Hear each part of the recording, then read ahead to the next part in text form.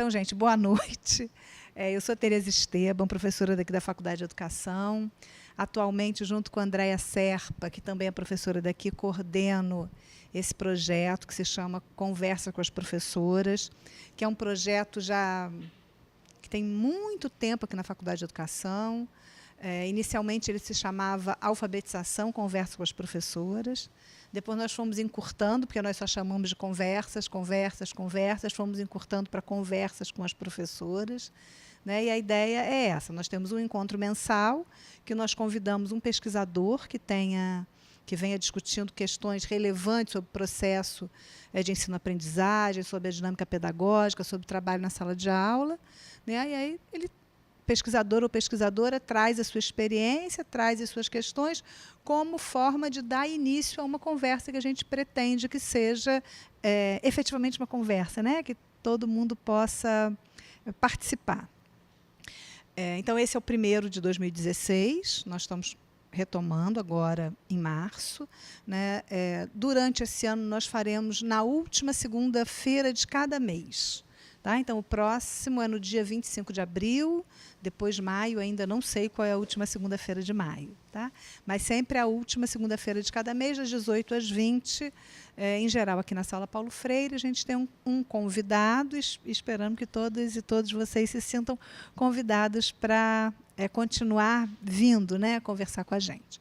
O nosso convidado de hoje é o Tiago Ribeiro, que eu tenho uma alegria muito grande de receber, porque também eu conheço o Tiago há muitos anos, desde que ele era estudante da graduação. Não é isso? O Tiago já está fazendo doutorado, o Tiago é professor, né, e ele tem uma experiência belíssima, quem ainda não conhece vai ter oportunidade de ver, e tenho certeza que ele vai abrir possibilidade para a gente ter muitas outras conversas. Então, agradeço muito ao Tiago por ele aceitar vir aqui começar esse ano com a gente. Né?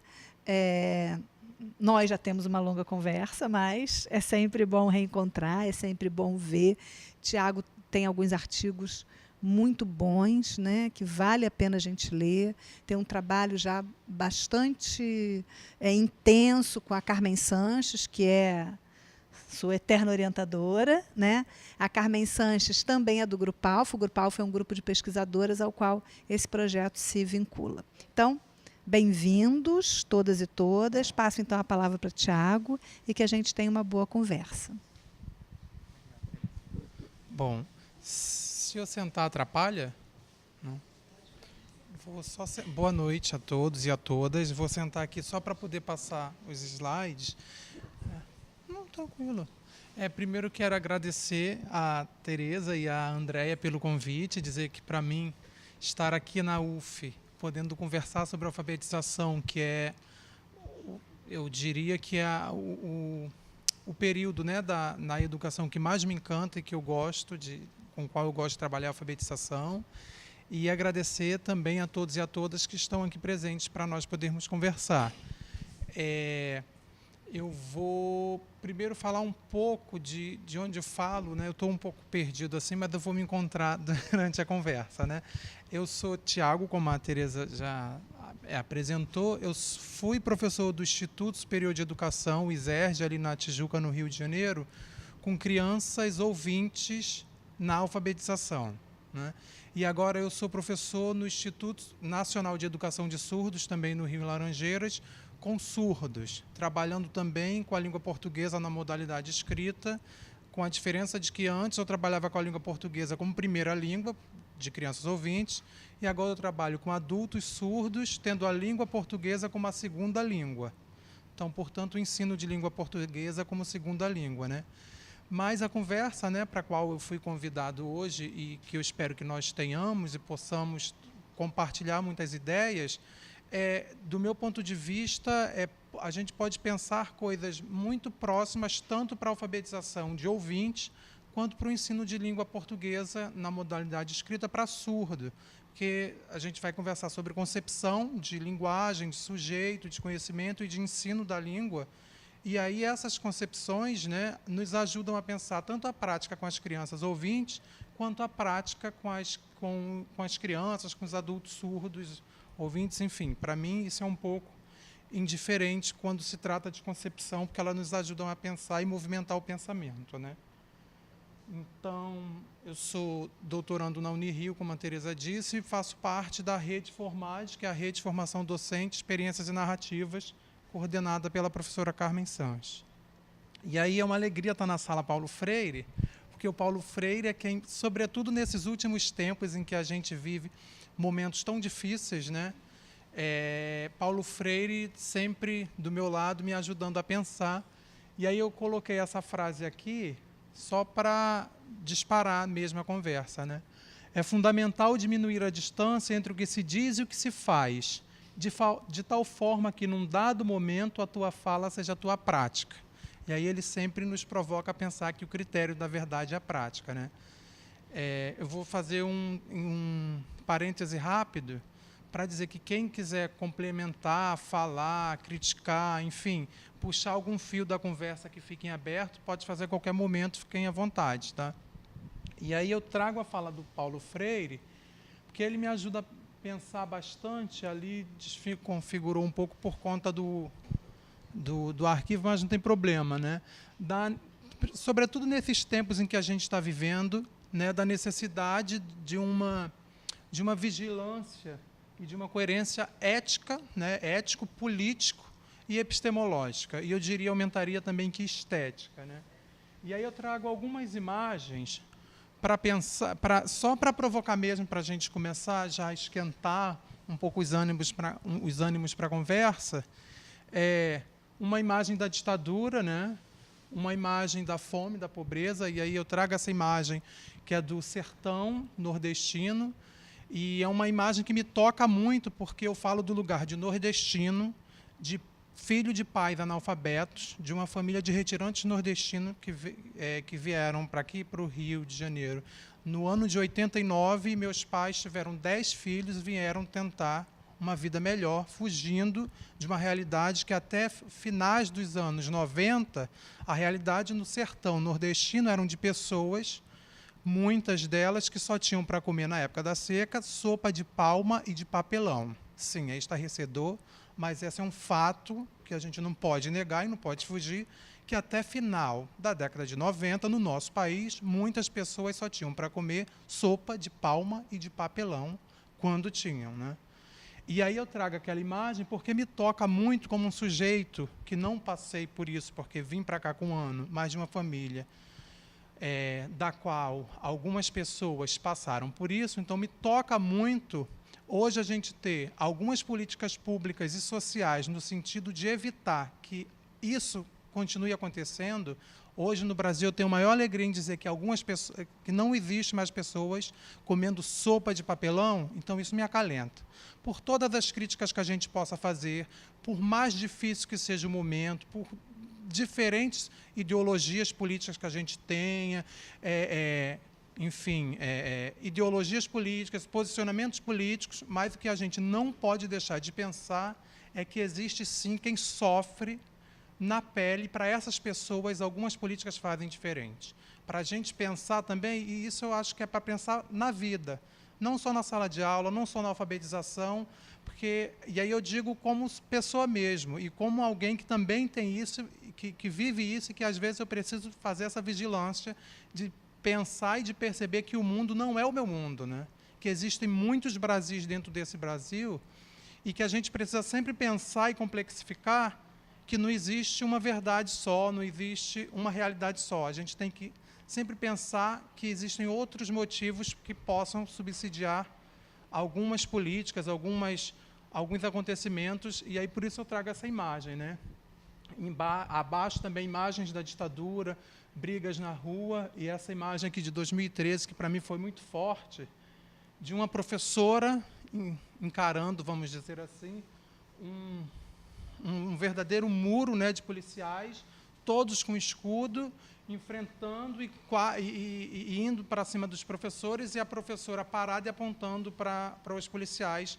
Como é que é o tratamento, né, conosco, que somos professores e professoras, que atuamos, né, nessa área, nesse Brasil, e atuamos apesar de todas as dificuldades, apesar de todos os desafios, porque, e aí eu acho linda essa frase do Machado de Assis, quando ele diz que alguma coisa escapa ao naufrágio das ilusões. E eu acho que se existe algum motivo para que a gente continue acreditando, militando e lutando na área da educação, é porque a gente acredita que alguma coisa escapa ao naufrágio das ilusões. Os sentidos e os sem sentidos que essa frase pode provocar, eu acho que é muito singular para cada um e para cada uma, mas que nós sabemos o que é que nos movimenta, né? E como é que é o trato dessas forças políticas que aí estão, dessas forças políticas que se levantam contra a democracia muitas vezes, e como é que eles tratam democraticamente os professores e as professoras quando vão às ruas pedirem, não pedir privilégio, não é pedir valorização, porque antes, isso me assusta um pouco, valorização. O professor não merece valorização, o professor merece respeito e legitimação do direito. Antes de tudo, nós somos profissionais e temos direitos. A gente não vai pedir valorização, a gente vai pedir direito. E aí, muitas vezes, a gente, além disso, a gente ganha, como nessa imagem aqui também, essa aqui já é atual, né, da greve do Estado do Rio de Janeiro, que os professores tiveram de deitar, e muitas vezes, deitando, ainda apanhamos na rua, né? O que acontece? Ali em cima, a realidade de uma escola também no Nordeste, sem parede, enfim. Não só no Nordeste, a gente sabe que aqui no Sudeste, na Amazônia, enfim, temos realidades assim. E a foto chocante no Paraná, né, cujo governador mandou soltar cachorro, bala em cima dos professores. E aí eu trago essas imagens porque eu acho que, mais do que nunca, a assertiva de Paulo Freire de que a educação é um ato político está em voga, né? Está em voga. E o que significa isso da educação ser um ato político? E o que a alfabetização tem a ver com isso, né? Porque eu, por exemplo, eu vou dizer de mim, eu me alfabetizei e, por muito tempo, eu acreditei que a alfabetização era só uma questão de técnica, de aprender a decodificar os bababis bobus da vida, e isso bastava. Para mim, era inimaginável pensar que tinha outra possibilidade de aprender a ler e escrever e de se relacionar com conhecimento na escola, né? Enfim. E aí, as redes nas quais eu fui participando, na faculdade, no grupo de pesquisa, eu tive o grande prazer de entrar como bolsista de iniciação científica na sala de Ana Paula Venâncio, que eu não sei se vocês conhecem, mas é uma professora que já esteve em vários espaços, né, alfabetizadora, e eu aprendi também muito a ser professor na sala de aula com a Ana Paula, acompanhando a prática dela durante 4 anos, né? Desculpem, né? E ela me provocava a sair junto com a faculdade na Unirio, junto com a Carmen, sempre no grupo de pesquisa, elas me provocavam a sair do lugar da escola e da sala de aula como um espaço de produção de mesmidade, do mesmo, né? De homogeneidade, de pensar que as crianças tinham todas de aprender a mesma coisa, no mesmo tempo, do mesmo jeito. Elas foram muito me provocando a sair do lugar de achar que existia uma resposta certa, pronta, e que todos tinham de seguir aquele padrão. Um exemplo disso eu já estava há uns 2 anos na pesquisa, e eu lembro que a Ana Paula trabalhava muito com avaliação, fazia de um jeito diferente que, para mim, era impensável, né? Até então, para mim, a avaliação era a prova e acabou. E a Ana Paula, além de trabalhar com portfólio, com uma avaliação qualitativa, acompanhando investigativa, que ajudava a ela própria a pensar o que ainda precisava ajudar mais a determinadas crianças, não outras, no que precisava investir mais, e trabalhava também com a autoavaliação. As próprias crianças escreviam ou diziam o que já tinham aprendido, o que ainda não tinham aprendido, o que queriam aprender.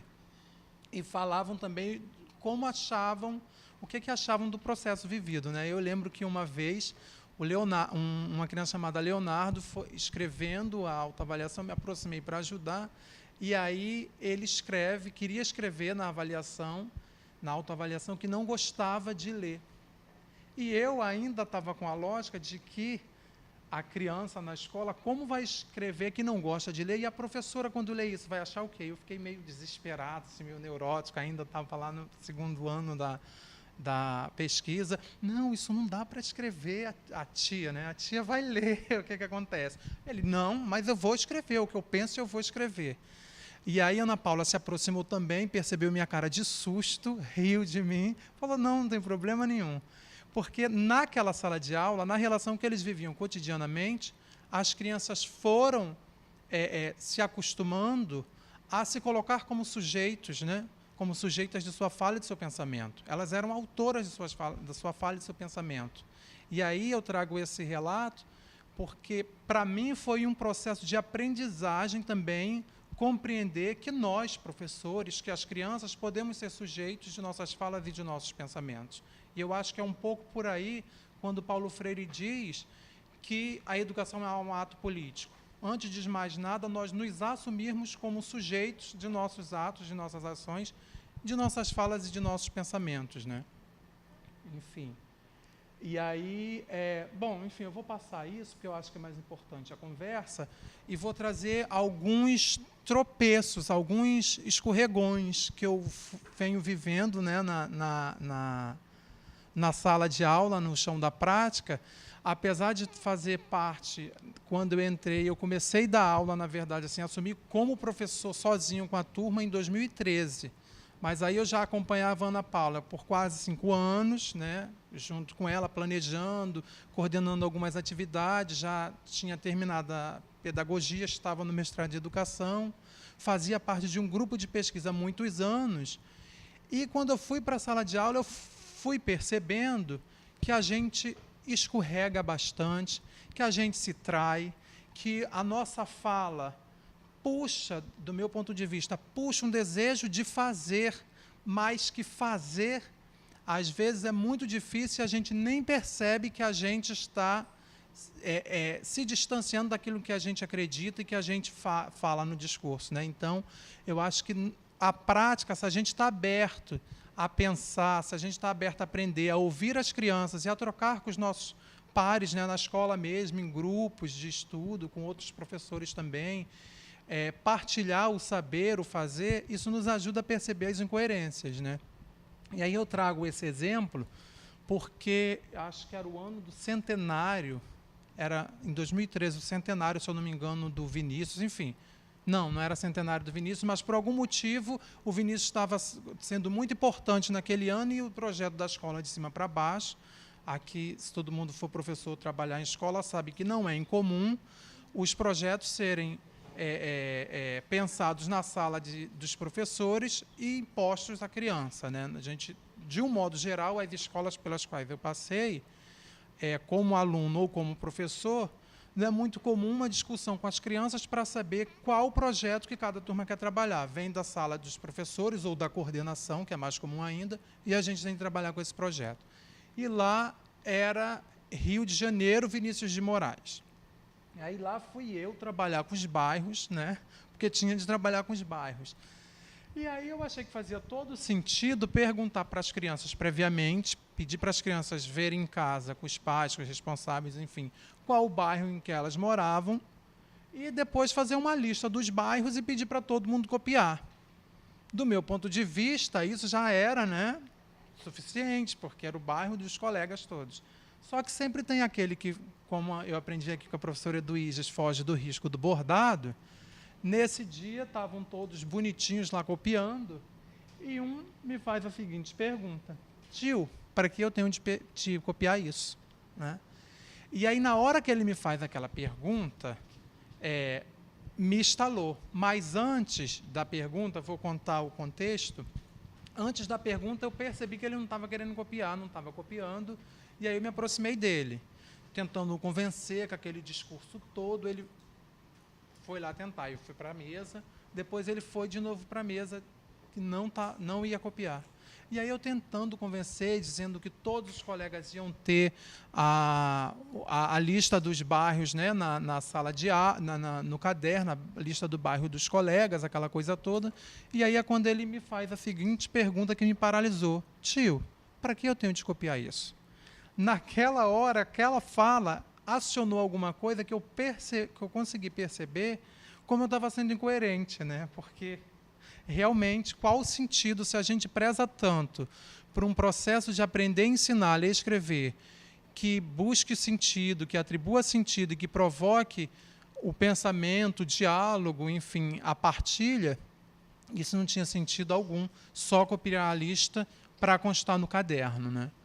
E, a partir dali, junto com as crianças, a gente foi pensando outras possibilidades de fazer juntos e que desembocou em uma pesquisa. Aí a gente combinou uma pesquisa, eles foram pesquisar no bairro de cada um se tinha ponto turístico, por que não tinha ponto turístico. Aí depois a gente foi discutir tudo isso, se tinha ponto turístico, se não tinha, por que tinha, por que não tinha. E como a escola onde eu trabalhava atendia as crianças das favelas, não é difícil imaginar que nas favelas da Zona Norte do Rio de Janeiro, nenhum bairro tinha ponto turístico, né? Se ainda fosse as favelas da Zona Sul, que estão virando verdadeiros pontos turísticos, com as críticas que a gente possa fazer, mas nas favelas onde eles moravam, perto de casa não tinham pontos turísticos. Indo para a escola, ainda havia o Maracanã, aquelas coisas todas. E aí a gente foi discutir por que uns bairros têm mais pontos turísticos que outros, por que uns são mais limpos que outros, e fomos pensar sobre isso, né? Enfim, pesquisamos, e esse projeto coincidiu com uma visita que a gente recebeu na escola, de uma visita pedagógica organizada pela Rede Formad, de professoras da Colômbia. 43 professoras ficaram hospedadas, dormiram na escola também, enfim, no ginásio da escola, e visitaram as turmas da educação infantil e dos anos iniciais, né, onde eu trabalhava. E aí, como a gente estava trabalhando o Rio, trabalhando o bairro, trabalhando Vinícius de Moraes, a gente já estava no movimento de ouvir poesia, escrever também, né, poesia, a gente produziu Me Encanta o Rio, que foi uma produção das crianças. Aquele poema de 2 estrofes apenas deu um trabalhão, vocês não podem imaginar o que foi produzir aquilo, não de demora, mas no sentido de gastar o tempo, mas de gastar num sentido positivo, né? Porque implicou pensar juntos, implicou discutir o que era verso, o que era rima, se combinava, se não combinava, e elas e fazerem o poema, fazer junto, depois todo mundo assinar e ilustrar com os pontos turísticos do Rio de Janeiro. E aí, mais uma vez, eu me percebi na minha incoerência, porque teve uma criança, a Lorena, que propôs o seguinte verso. Eu vou ler todo e vou dizer qual foi o verso. Me encanta o Rio para lá e para cá, essa cidade é tão linda que não dá para me apagar. Cidade maravilhosa, beleza de lugar. Tem Pão de Açúcar, Arcos da Lapa e Cristo Redentor, Jardim Botânico, Cara de Cão, praias de Maracanã, samba, carnaval e muito amor. Isso depois da gente já ter pesquisado o Rio todo, trabalhado outros bairros, que ganhavam um outro sentido diferente da lista de bairros, né?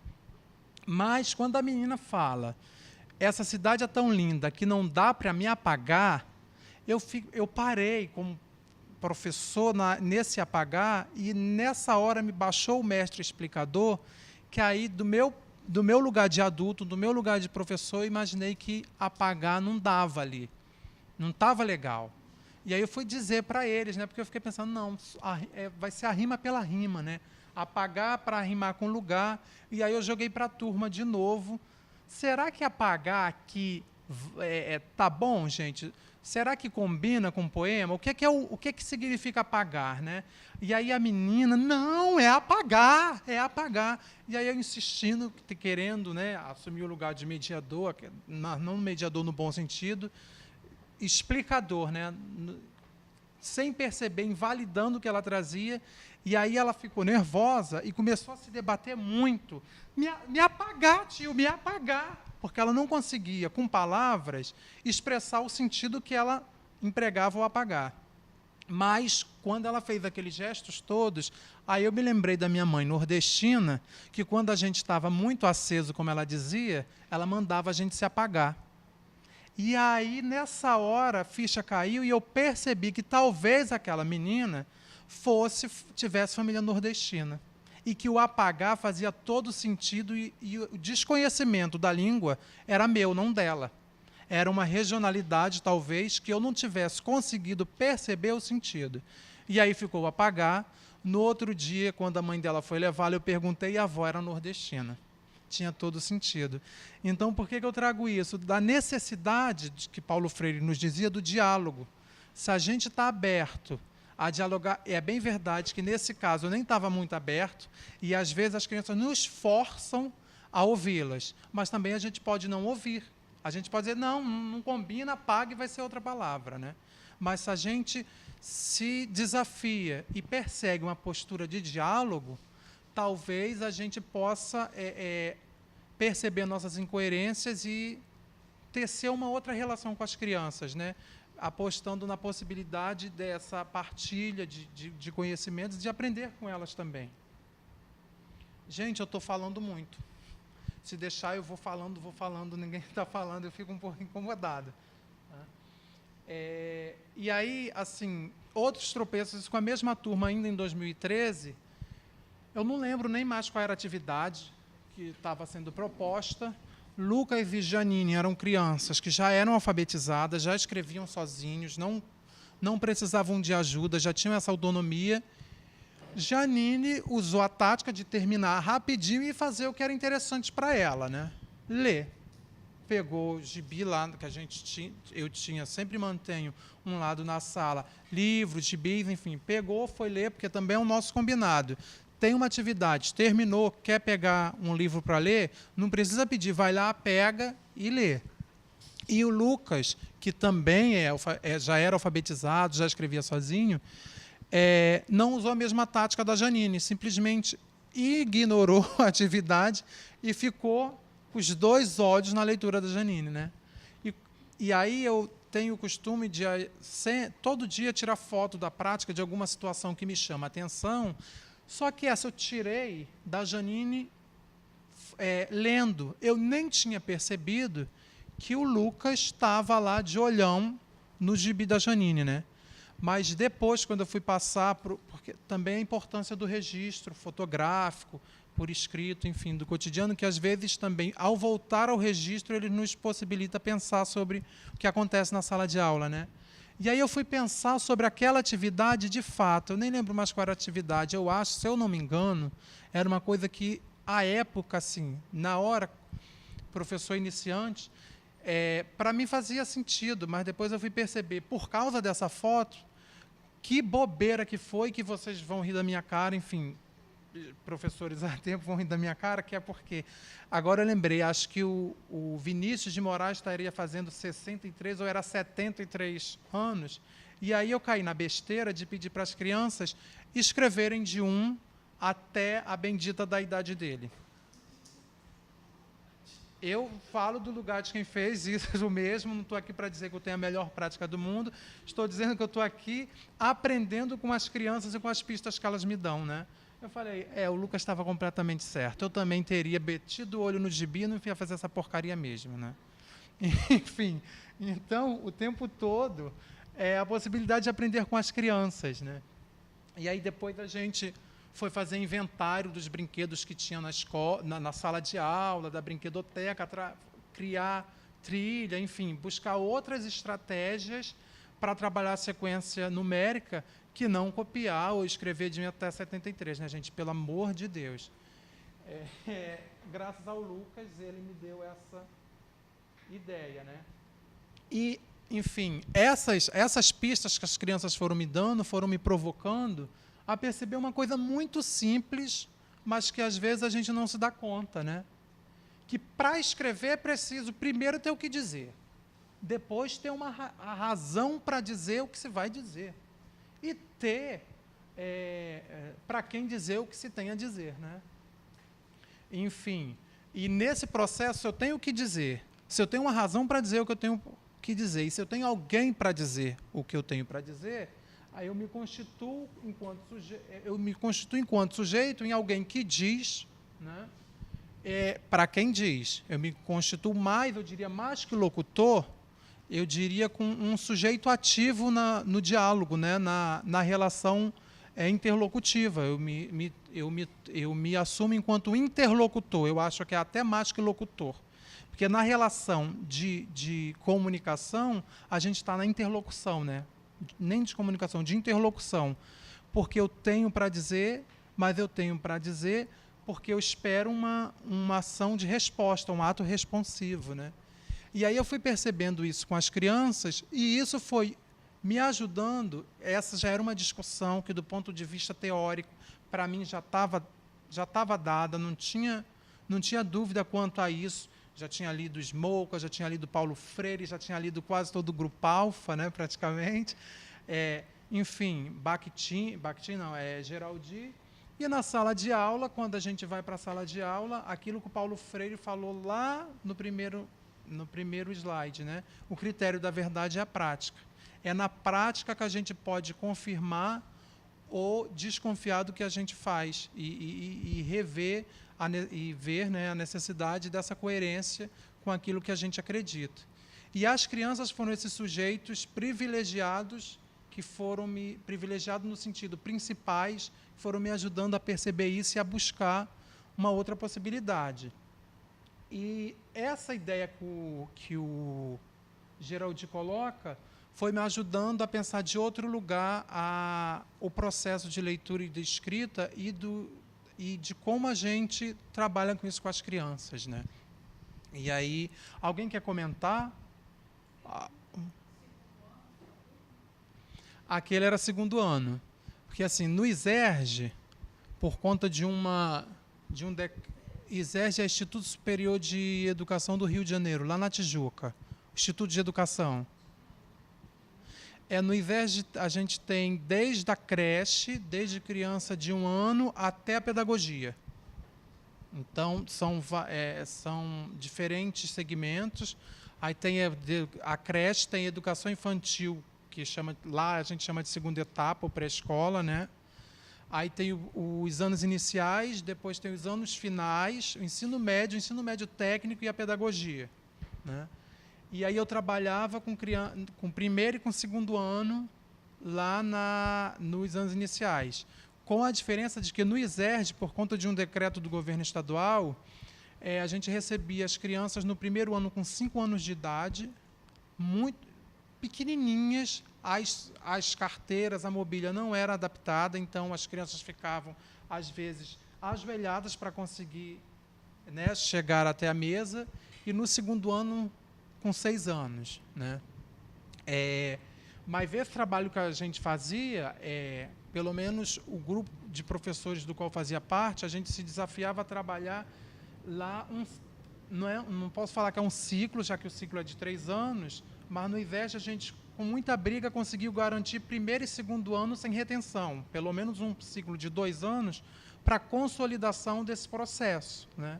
Que a gente começava no segundo ano e começava no primeiro ano, desculpem, e consolidava no segundo, com esse trabalho bem investindo na ideia da discursividade, de aprender a ler, lendo, escrevendo, com texto desde o início, mas com textos que fizessem sentido, que tivessem uma relação com a vida e que a criança ocupasse esse lugar de interlocutora, né? E aí, a ideia da cabeleira negra. Vocês vão ver aqui depois, se quiserem ver, eu até passo. Teve um congresso na Bahia, e aí a gente foi. Eu e Rafael fomos apresentar trabalho lá na Bahia. Oi? Obrigado, Tereza. E aí, andando pelo Pelourinho, eu encontro uma boneca negra, linda, e que me lembrou muito uma aluna que eu tinha, Isabelle. Isabelle, gente, é porque não dá para repetir, mas ela andava curvada assim, retraída dentro de si, uma menina magra, negra, tímida. Ela falava, eu não conseguia ouvir, a gente só ouvia quando colocava o ouvido na boca da Isabelle para que ela falasse. E aquela coisa. E aí, quando eu vejo a boneca com os cabelos iguais, o cabelo igual de Isabelle, eu trouxe a boneca, enrolei a boneca em um papel, num jornal, depois enrolei em um papel e num papel de presente. Aí a gente foi para a roda de conversa, porque a roda de conversa, para mim, é constitutiva da relação de aprendizagem, né? Na roda de conversa, a gente discute muitas coisas, combinados, questões que aparecem e aprende e ensina. E aí, na roda de conversa, que acho que tem um desenho, uma foto da roda, eu digo que eu trouxe um presente da Bahia para eles e que a gente ia descobrir o que era aquele presente. Então, a gente colocou um papel 40 quilos no meio da roda, porque aí as hipóteses que eles tinham, que era aquilo que tinha ali, eles iam escrevendo para depois a gente lembrar as hipóteses que apareceram, porque eram muitas, e no final abriram, era uma boneca negra. A boneca negra, a cara da Isabelle, quando viu a boneca parecida com ela, é inenarrável. Os olhos brilhavam tanto, enquanto outros faziam cara de, não estou acreditando, uma boneca negra, com cabelo crespo, assim. E aí eu fiz a proposta de que eles iam levar na sexta-feira a boneca para casa e ia passar o final de semana, menino ou menina. E ia trazer a boneca na segunda-feira com um relato de como foi ter passado com a boneca no final de semana em casa. Alguns pularam, outros adoraram. A turma como um todo não, em sua maioria, gostou da ideia e a gente fez um projeto com as resistências de alguns. Também eu falei, olha, quem não quiser de jeito nenhum, a gente não vai obrigar, mas vai perder a oportunidade de passar o final de semana com a boneca. E aí a gente fez votação para o nome da boneca, as crianças que sugeriram os nomes, e ganhou a Cabeleira Negra. E aí eu fui levando livros também que falavam de histórias das princesas negras, fui inventando outras, assim, maluquice, sabe? E foi muito bacana, porque as crianças que tiveram resistência no início, inclusive alguns meninos, porque além de ser a questão da boneca negra, ainda tinha a questão de que era uma boneca. E os meninos perguntavam, mas não tem um boneco? Não. Mas boneca é coisa de menina. Eu falei, sinto muito. Quando tem lá o pai e a mãe, que tem uma filha, é filha dos dois, não é só da mãe. E outra, as meninas podem brincar de bola, a mulher joga futebol. Só homem que pode brincar de carrinho, como é que é isso? E aí o bacana foi que alguns meninos que estavam relutantes, e aí isso eu já tinha também combinado com os pais, já tinha falado com os pais na reunião, tive também, porque tive a acolhida dos pais, né, porque é um modo também de fortalecer, de explicar a importância disso, deles conversarem com as crianças em casa. Enfim, os meninos que estavam relutantes, depois, por conta própria, diziam, tio, eu quero levar, me coloca no sorteio. E aí foi muito bacana, porque os relatos que eles trouxeram depois foi muito, muito, muito rico. E, enfim, isso ganhou uma dimensão na escola, que aí a boneca começou. A boneca foi para cinema, a boneca foi para teatro, a boneca pulou de paraquedas. O pai de uma das crianças era militar, a boneca pulou de paraquedas. Aí uma criança levou foto da boneca pulando de paraquedas. Aí pronto. Aí todo mundo queria levar foto da boneca também. Sei que virou uma festa. E aí a gente foi. Eu acho que eu tinha trazido isso. Eu tinha trazido 2 bonecas, porque eu ia dar uma boneca para uma sobrinha minha. Acabou que eu demorei a ver essa sobrinha e ganhou tanta força que a gente acabou dando essa boneca para outra turma na escola e a outra turma ficou com um projeto parecido com o nosso, só que lá ela ganhou o nome de Violeta, enfim. Foi muito bacana isso, foi muito rico e foi bacana também porque isso teve outros desdobramentos, né? Obrigado, Tereza. Um dos desdobramentos foi, eu estava contando a história, porque aí eu comecei a perceber que algumas crianças ficaram... Pedro, um menino louro, dos olhos verdes, ficava, não pode ser bonita. Uma boneca negra não pode ser bonita. Não é bonito. Não é bonito. Mas ficava assim na roda, incomodado, falando para ele mesmo, sabe? E outras crianças não. E ficou aquela tensão.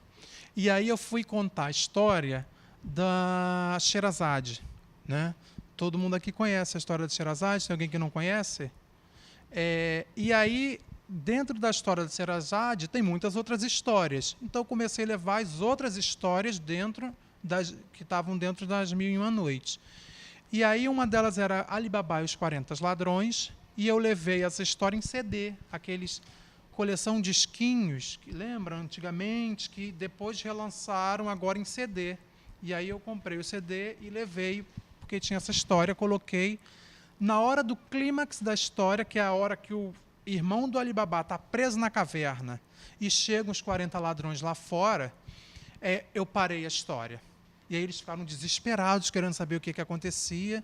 E aí a gente combinou que eles iam inventar, iam dizer cada um, iam produzir, escrever como acabava a história e desenhar, porque depois, na roda, a gente ia compartilhar o final de cada um, e aí sim, depois, a gente ia ouvir o final oficial. Né? Aí foi muito bacana. E nessa hora que estava contando a história da Sherazade, eu comecei a descrever a Sherazade dizendo que a Sherazade era negra, que tinha os cabelos crespos com umas tranças longas, e aí iguais a da Maria Clara, que era outra criança negra lá, que nessa hora se sentiu a verdadeira princesa, né? E a produção dela, eu ia até trazer, peço desculpas porque eu estou me mudando, estou em mudança, então não consegui achar a produção da Maria Clara, que aí quando vão desenhar o final da história e escrever, a Maria Clara desiste de desenhar o final da história e desenha a princesa negra, que é a Sherazade, e que é a Maria Clara ao mesmo tempo. Foi muito bacana, porque também o movimento, gente, como isso muda no corpo, é impressionante. Assim, a gente não se dá conta, mas quando a gente percebe um tempo, a Isabelle, cujos cabelos eram parecidíssimos com o da Cabeleira Negra, que andava assim, sabe, quando você se enche de si mesmo e os olhos brilham e você assume uma voz potente, só isso para mim já vale a pena, sabe? E esse projeto foi muito bacana de tê-lo vivido, de tê-lo feito, e também, novamente, a necessidade da vigilância política e epistemológica. Porque uma criança, o João Guilherme, foi lá e a gente trabalhava muito com a ideia de que eles eram autores.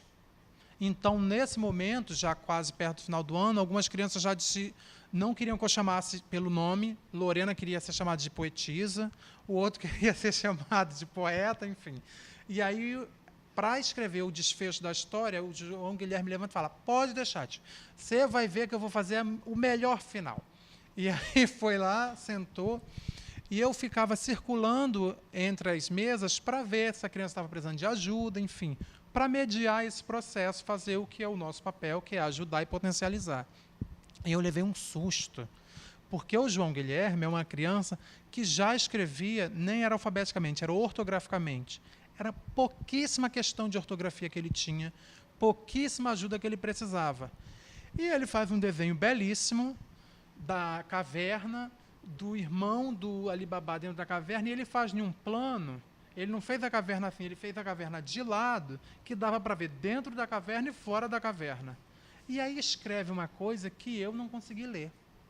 Eu olhei e aí o primeiro pensamento que me veio foi: regrediu.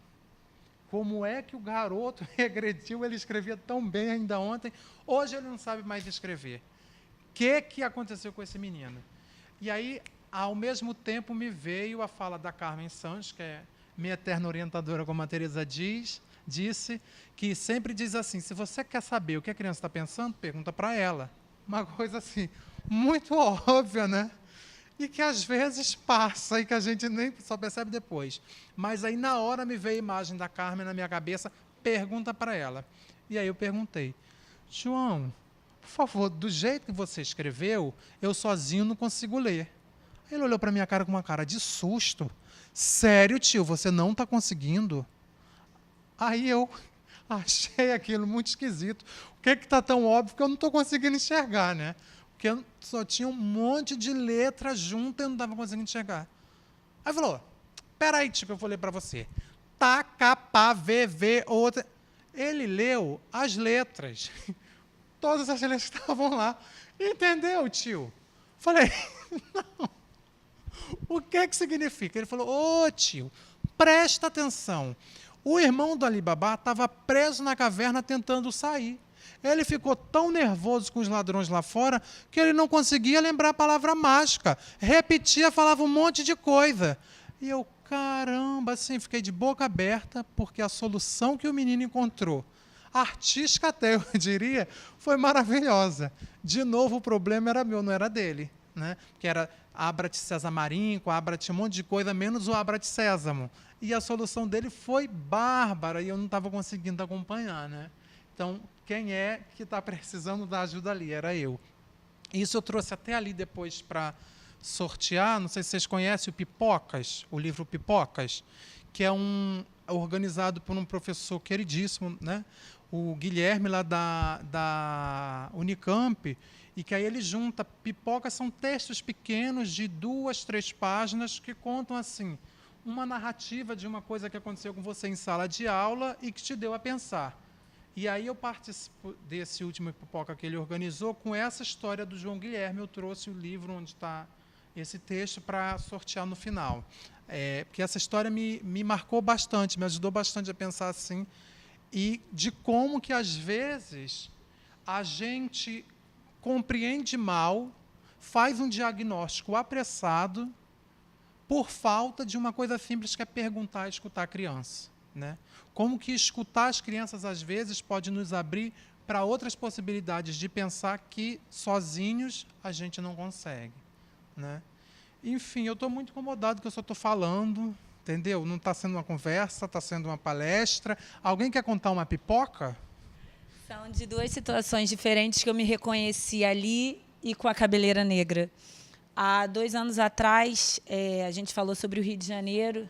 Elisa, eu trabalho na comunidade de Jacarezinho, no Rio de Janeiro. E aí, como íamos falar do Rio de Janeiro, eu fiz um levantamento dos bairros onde as crianças moravam para que eles se reconhecessem naquele lugar. E aí existe um livro do Rio de Janeiro que fala sobre a história dos bairros, eu li as histórias dos bairros e apresentei os pontos turísticos e pedi que eles falassem do deles, o que eles conheciam, o que tinha em cada lugar. E aí cada um falou, tem a vendinha do não sei o quê, tem não sei o quê. E depois eu levei o samba do avião para apresentar o Rio de Janeiro, que era maior do que Manguinhos, do que Jacarezinho, do que Benfica. E eu falei, alguém conhece mais alguma coisa? E aí surgiram coisas além do samba, além do Pão de Açúcar e além do Cristo Redentor.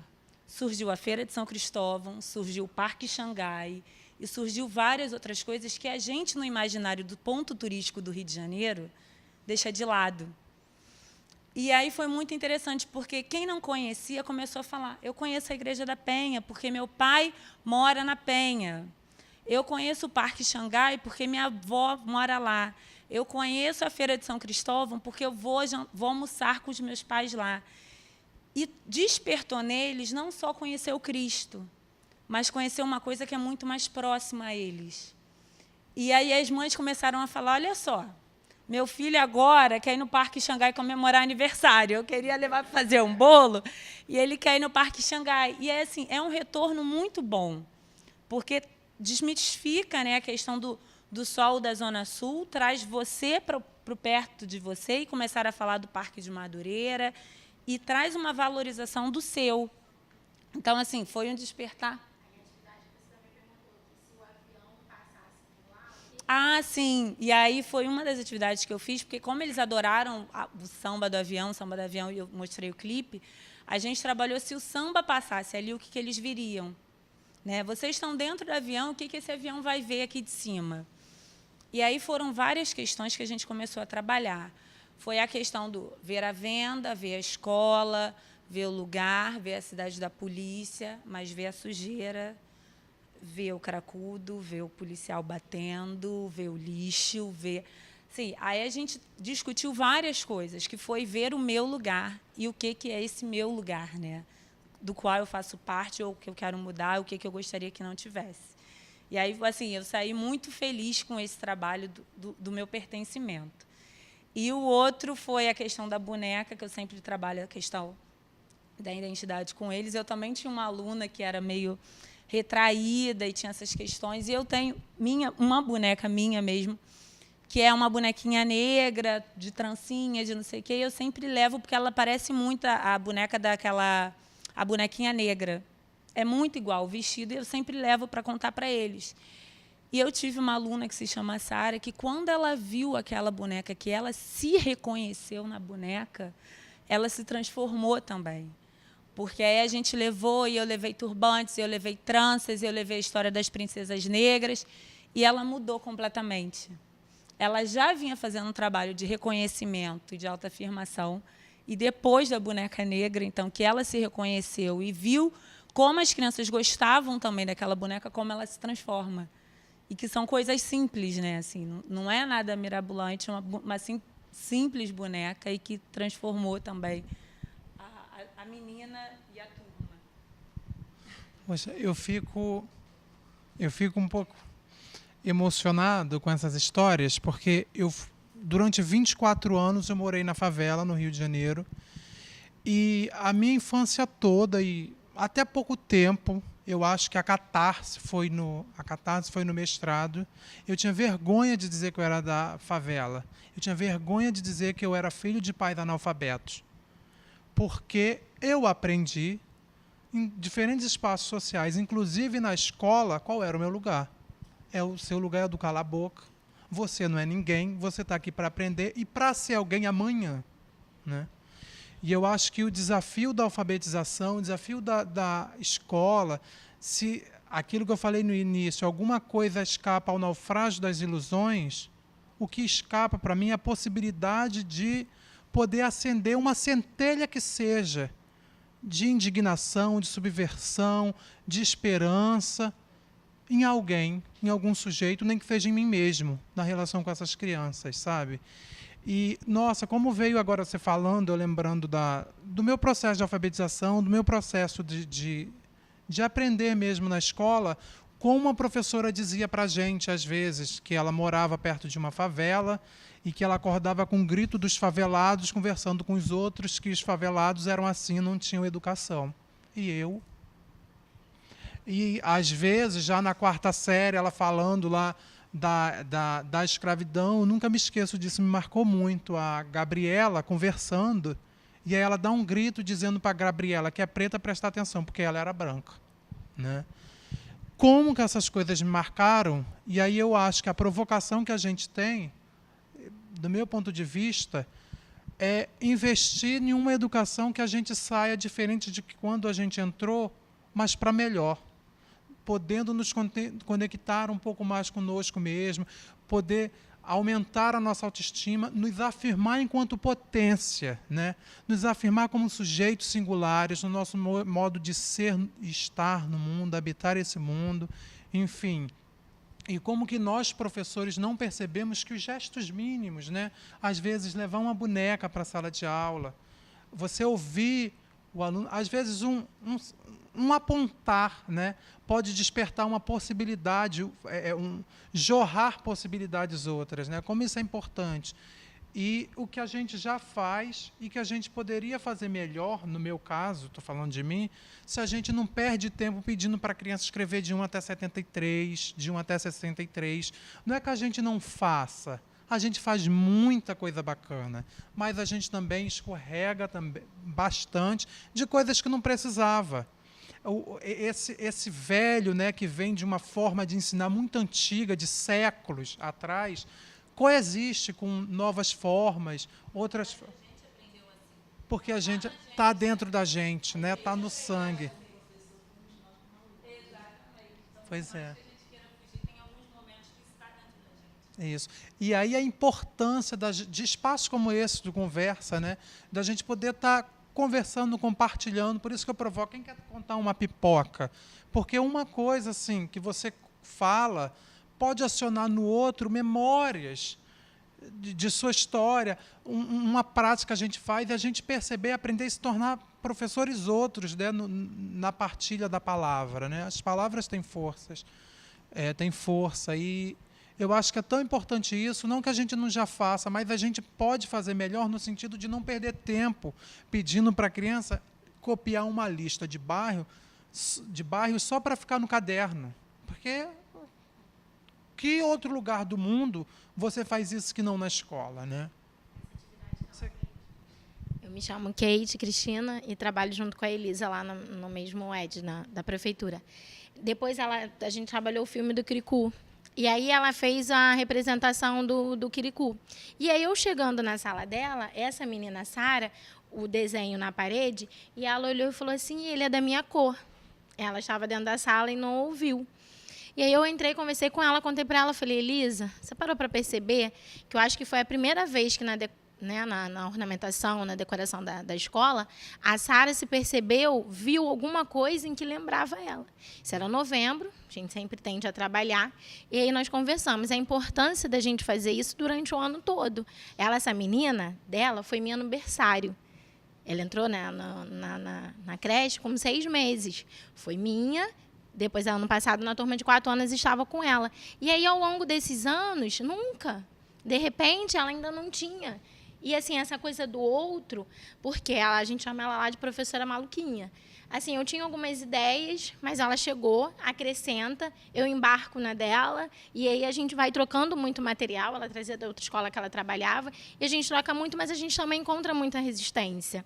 Né, dessa coisa do diferente, de sair dessa mesmice que você falou no começo, que é uma das coisas que mais me incomoda na prática. E a gente fala muito, e a gente se lê muito, e tem muito material, e tem muito conteúdo, mas a prática, ela ainda continua, ao meu ver, muito atrasada. E a gente repete muita coisas assim que você olha, caramba, ainda fazem. Aí eu chego em casa, uma vizinha, 4 anos, e vem me mostrar uma atividade de dever de casa, para a escola de 4 anos, escola do município, para cobrir uma folhinha que eu fiz, gente. Eu não estou mentindo. Eu fiz aquelas folhinhas xerocopiadas de cobrir na minha educação infantil. Eu tenho 31 anos, eu fiz educação infantil há 26 anos. Eu fiquei chocada. Quando eu era estudante, aluna, eu lembrei. Porque tem aquelas cartilhas, lembram? E a página da cartilha, xerox da cartilha, gente, deu para lembrar. Eram uns círculos para a menina cobrir. Tem a menina embaixo segurando uns balões e um monte de círculo para pontilhar. Cara, 2016, assim, a atividade, ao meu ver, já é questionável. E aí você ainda não procurou uma outra coisa, você repete aquilo. E quando se fala, causa tanto espanto ainda mudar, você encontra muita resistência. E aí eu abro, né, um parênteses, até não sei se é por conta do serviço público, a gente lá diz, falam muito sem autonomia, que cada um tem a sua autonomia, e em nome dessa autonomia, você assiste umas maluquices, coisas preconceituosas, né? Nessa questão da diversidade, nós encontramos vários trabalhos, né, Elisa? Nós presenciamos na nossa unidade trabalhos pejorativos, em que colocaram um bombril para representar o cabelo da criança, entendeu? E aí isso não é discutido, isso fica... sabe, e nós somos as loucas, as diferentes, a gente tenta fazer a diferença com aquele nosso aluno. Mas eu fico me perguntando e sempre questiono, na SME eu faço parte do Conselho de Representantes, fugindo um pouquinho aqui de professores, me questiono porque, às vezes, eles fazem questão de mostrar práticas bem-sucedidas, elas devem ser mostradas, mas, assim, é uma pequena porcentagem. Porque quando eu saio na rua, assisto o que eu assisti agora, a comemoração, e as crianças, um universo fantasiado, da minha unidade, da do lado, da em frente, eu fico pensando que não é tão pouco assim, não. Sabe? Que a gente ainda avançou menos do que a gente imagina. E quanto a gente ainda precisa caminhar. E a gente fala aqui da educação infantil, porque é o nosso segmento. Práticas totalmente que, assim, que sujeito que você quer, né? No discurso, quero que ele seja crítico, né? Nós somos agentes de transformação. Como com atividades que a criança não pensa, que não tem, né, a participação dela, a singularidade dela, que você não perguntou a opinião, como você vai conseguir que ele seja um sujeito crítico de transformação, tendo essa prática pedagógica cotidianamente, né? No berçário, no M1, no M2, na pré-escola de 4 e de 5 anos, a criança fica ali repetindo aquilo, né, massificamente. Então, assim, me questiona muito, se a gente teve interesse, né, de vir, porque a gente fica meio querendo se alimentar dessas práticas e de como colegas conseguem se sobrepor a isso, porque, pelo menos na nossa realidade, é uma maioria. A colega quer falar. Pode esperar aí, por favor. Chamaram para fazer uma palestra, não, foi uma conversa também sobre autismo. Aí eu consegui falar. E não fiquei nervosa, consegui conversar. Então, assim, a gente vai, né, quebrando isso, conversando, falando, né? Então, assim, vou falar uma pipoca de hoje, então, tá? De hoje. Vou falar de manhã primeiro, tá? Que eu dou aula para o 2º ano. E hoje a gente está falando sobre as diferenças, né? Aí eu trabalhei um texto coletivo com ele. Primeiro uma história que está até ali. Vou lá pegar a história, peraí. Nós fizemos, contei essa história, né, que fala sobre as diferenças, do respeito às diferenças, né? que fala sobre bullying, né? Da menina negra que não aceitava, né? Do outro que chamava o outro de cabelo de fogo, né? O outro de baleia. E aí nós fizemos depois um texto coletivo, né? Baseado nessa história. E aí hoje a gente trabalhou um outro texto, né? E no meio da conversa, assim, aí estava o menino, não, porque ele está passando batom, porque ele é bicha, não sei o que lá. Então, gente, se ele fosse, tinha que respeitar as diferenças. Né? Ele não é, né? Mas se ele fosse, tem homem que gosta de passar batom, então a gente tem que respeitar as diferenças. Né? Mas aí, agora passando, porque aí, né, você vai escutando as crianças.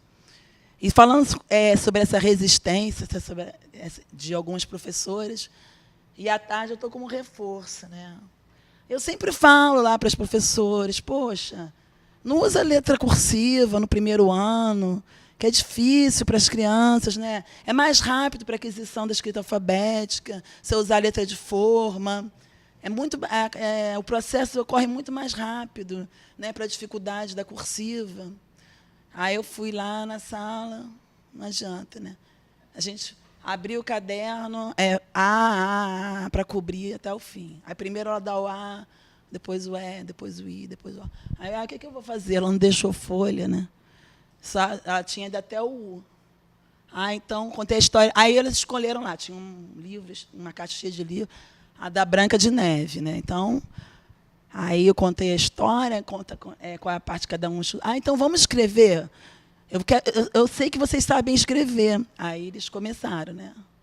Bom, com a história com início, meio e fim. Eles contaram a história todinha, perfeita, com uma coesão perfeita. Viu como é que vocês sabem escrever? Né? Com início, meio e fim, a história. Né? E aí depois fizemos várias atividades com desenho, de artes, com escrita, fui vendo as hipóteses deles sobre os personagens, né? Mas é isso, entendeu? Eu acho que assim, às vezes as pessoas fazem cursos, a gente conversa, uma professora com a outra, mas as pessoas, eu acho que têm uma resistência às vezes. Não é porque eu tenho que usar mesmo, é porque tem que ser a letra cursiva, porque a letra de forma eu tenho que fazer esse trabalho e às vezes faz PNAC, faz cursos que tem a ver com letramento, mas eu não sei, as pessoas às vezes têm uma resistência. Eu acho que, né, porque assim, algumas pessoas não, elas querem conhecer outras, né, ampliar o seu conhecimento, né? Não, eu quero conhecer melhor porque isso, porque aquilo, mas eu realmente eu fico me perguntando, né? Por quê, né? Porque acesso à informação, hoje todo mundo tem, né? Mas as pessoas querem continuar com as mesmas práticas lá da época dos anos 70. Eu me pergunto, é a minha pergunta, por quê, né? Não sei. Alguém sabe responder?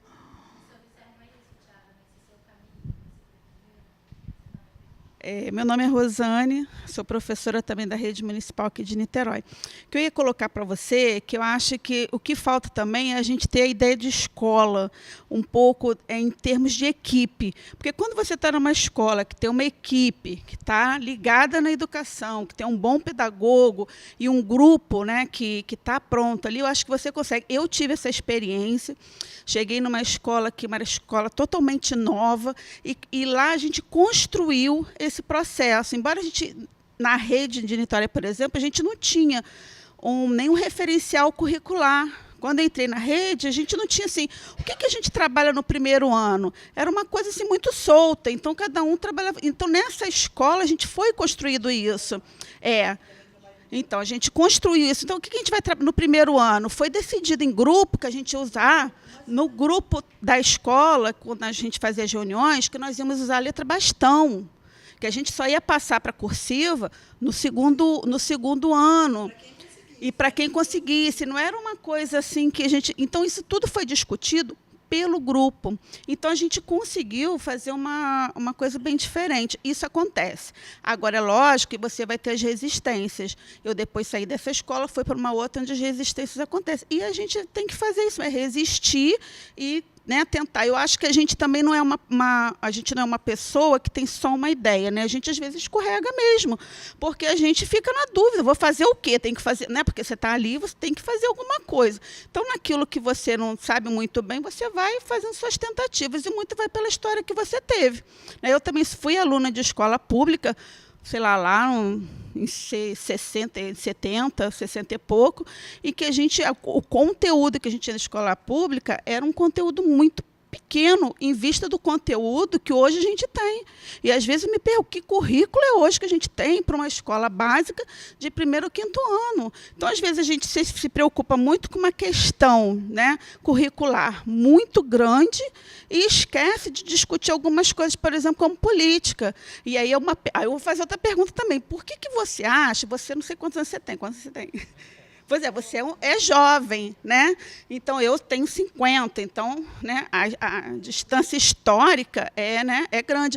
E por que até hoje a gente passa por essas questões políticas? Eu acho, por exemplo, que o professor deixa isso muito à parte na escola. A gente não discute política, a gente não fala das nossas opiniões, a gente não diz, né, de que lado a gente está, né? Embora a gente tenha que fazer isso. Então, acho que são essas construções que a gente precisa fazer. E a escola... A gente tem que falar de uma forma que também... Por exemplo, hoje também, né? Aí, falando sobre essas diferenças, aí, no final, tinha uma pergunta...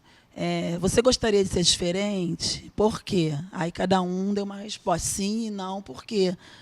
Aí teve um menino que ele tem a descendência negra, mas ele é mais moreno, mas ele tem a descendência negra, tem o cabelo mais cacheado, é mais mulato, claro, né? Mas ele é negro, né? Só que ele não se vê como negro, ele nem gosta. Aí ele falou assim, eu não gostaria de ser negro, porque os negros, eles vieram, que eu sempre falo isso com ele, eles vieram escravizados da África. Aí eu falei assim, mas você não gostaria de ser negro? Aí, mas você não acha que quem devia... Aí eu botei minha opinião. Quem devia ter vergonha de ser... seriam os brancos que escravizaram os negros, né? Aí depois entrou por um assunto que os negros... Ele mesmo falou, ele tem 7 anos, que os negros, eles... não estudam muito e não ficam ricos. Aí eu falei assim, mas muitos negros hoje, aí eu entrei, né, um pouco nessa questão política. Muitos negros hoje, né, estão fazendo universidade, estão se formando como advogado, como médico, né, porque eles têm um direito a ir para universidades, né, eles têm a poder ter esse acesso, estão tendo melhor educação, estão tendo, né, bolsas para poder estudar, né? Muitas crianças aqui também na escola estão tendo uma boa educação, né? Graças à política que está tendo para ajudar as pessoas pobres e negras. Então, assim, às vezes a gente, né, mostra a nossa opinião também, mas assim, eu acho que é meio complicado você se colocar do lado, né? O lado que você está, né? Eu acho meio complicado assim, eu vou, né? Você tem que colocar, mas de uma forma de forma que a criança pense, né? Não sei se você concorda comigo. De forma que ela pense, reflita sobre isso, né? De uma forma crítica, mas não você impor a sua opinião a ela, né? Você quer? Só um minuto. Eu também fiz esse projeto, eu fiz um projeto sobre a identidade negra e também tinha essa boneca, que era uma boneca negra que eles levavam para casa, faziam diário da boneca, né? E vários livros que eu contava, o cabelo de Lelê. Então, quando eu contava, as meninas negras, elas se sentiam assim, elas botavam a mão no cabelo, elas faziam assim, então vamos enfeitar, não sei o que. Então, assim, ele levava, né? Então, foi muito legal.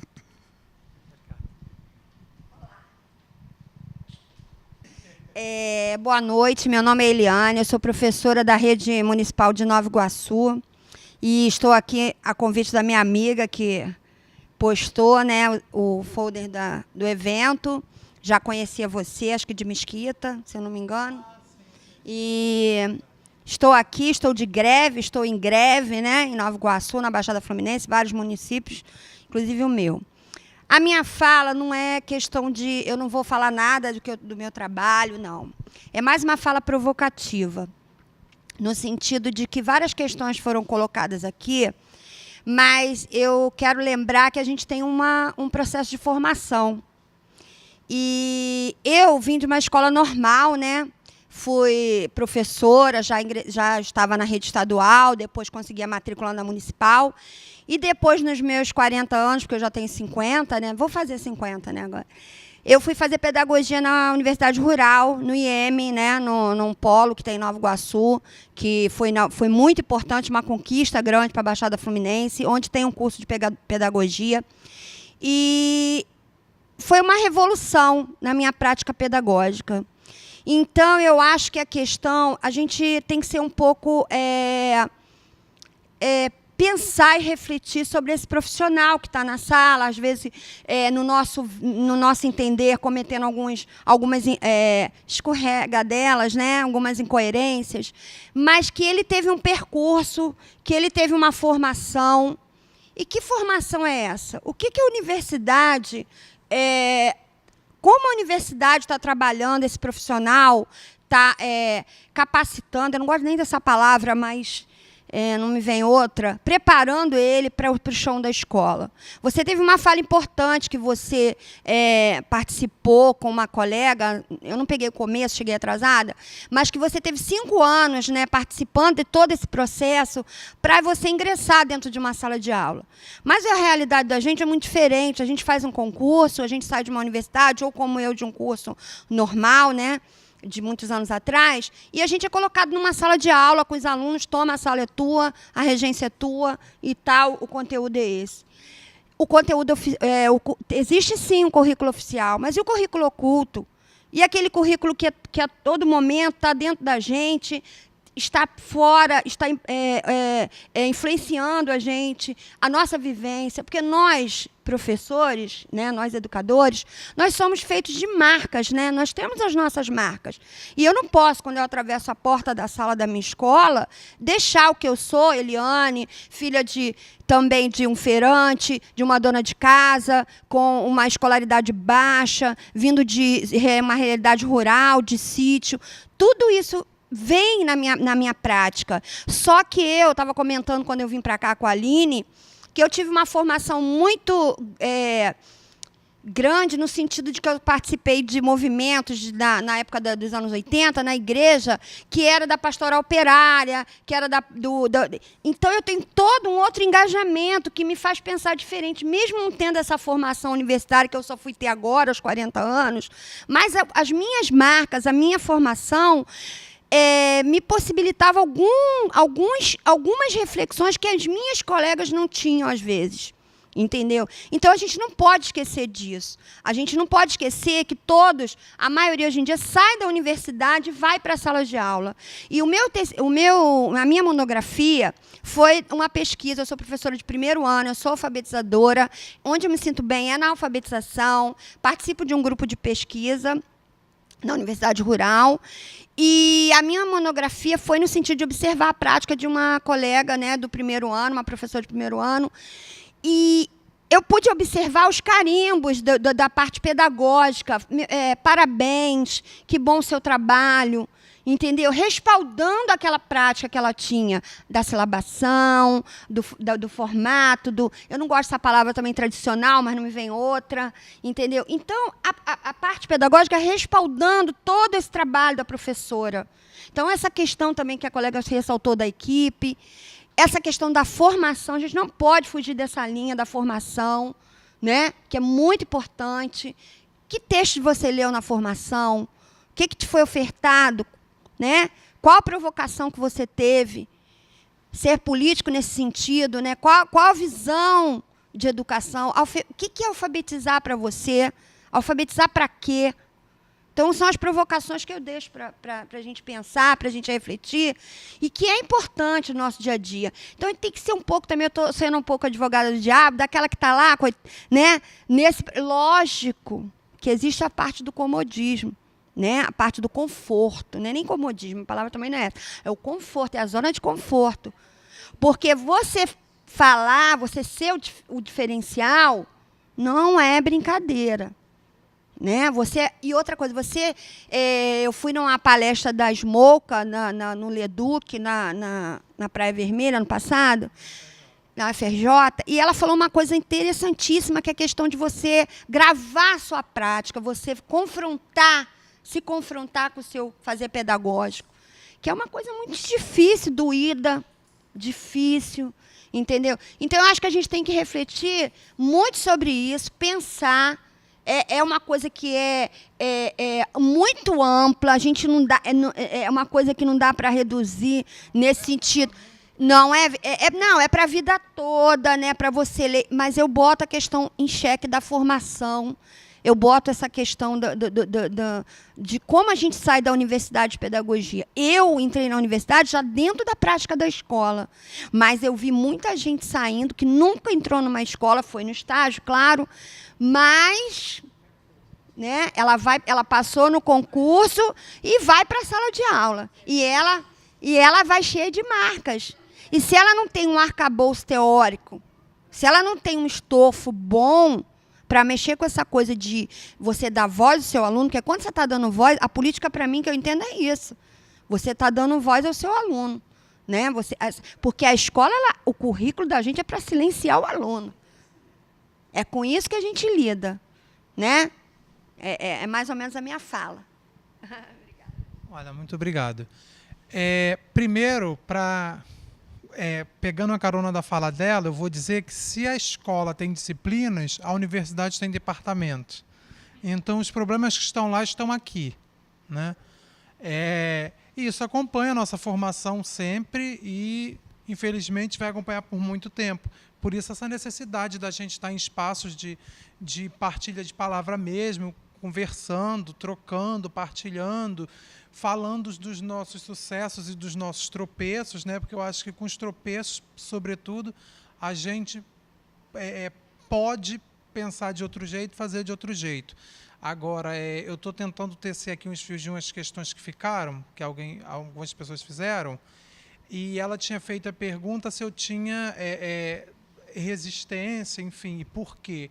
Essa pergunta do porquê, para mim, assim, é tão doido, porque se a gente, de verdade, pão, queijo, fosse perguntar por que fazemos algumas coisas, não tem porquê.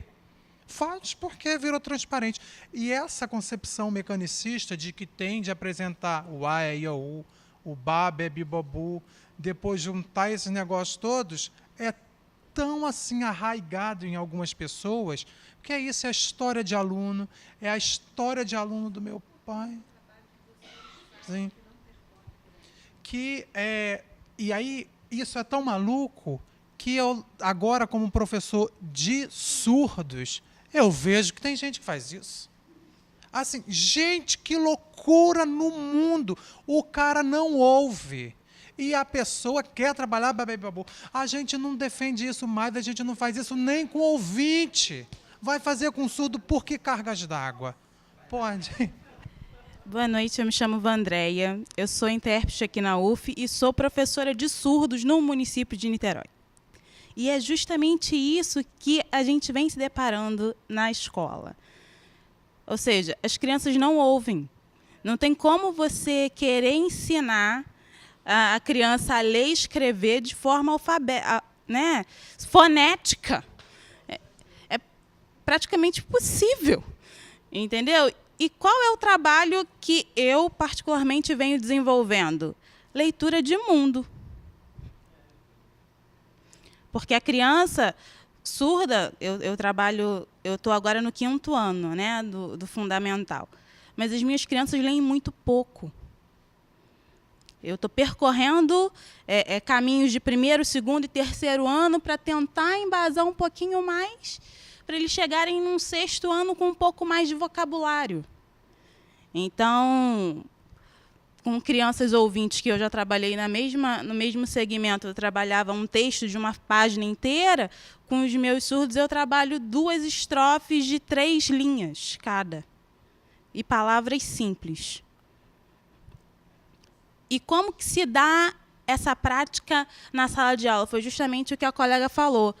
Você tem uma formação, né? Eu sou pedagoga também, e cai dentro da sala de aula, e aí? Como que acontece? Como que você vai fazer? O primeiro recurso é o quê? Tentar buscar lá atrás, na memória, alguma coisa que te dê um levante para você iniciar um trabalho. Mas você não pode ficar só naquilo lá atrás.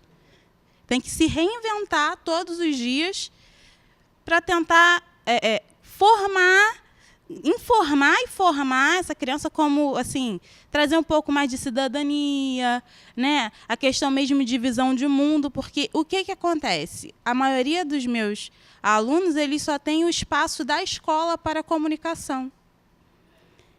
Então, eles não sabem o que acontece na política, na saúde. Por exemplo, eu trabalhei 2 semanas com eles o tema da Zika. Dengue, Zika, chikungunya.